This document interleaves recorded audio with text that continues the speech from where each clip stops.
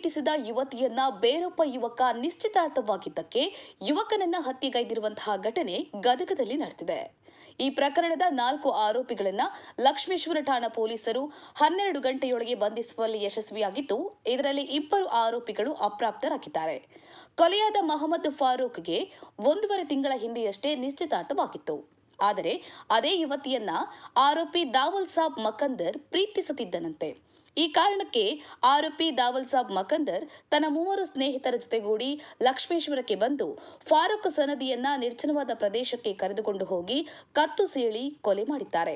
ಆರೋಪಿಗಳು ಕೃತ್ಯಕ್ಕೆ ಬಳಸಿದ ಕಬ್ಬಿಣದ ಕೊಡ್ಲಿ ಹಾಗೂ ಕಾರನ್ನ ಸದ್ಯ ಪೊಲೀಸರು ವಶಪಡಿಸಿಕೊಂಡಿದ್ದಾರೆ. ಈ ಪ್ರಕರಣದಲ್ಲಿ ನಿಶ್ಚಯವಾದ ಯುವತಿಯು A1 ಆರೋಪಿಯಾಗಿದ್ದಾಳೆ ಎಂದು ತಿಳಿದು ಬಂದಿದೆ.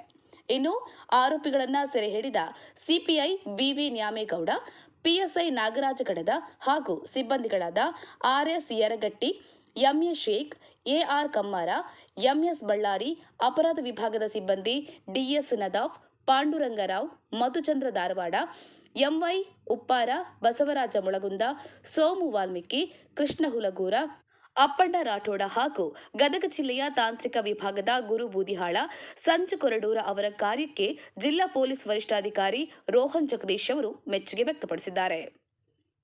ಗಾಳೆಪ್ಪ ಎಚ್ ಹರಿಜನ್, ಲಕ್ಷ್ಮೇಶ್ವರ. ಜೈ ಭೀಮ್ ನ್ಯೂಸ್ 24x7 ಇದು ಬಹುಜನರ ನ್ಯಾಯಕ್ಕಾಗಿ.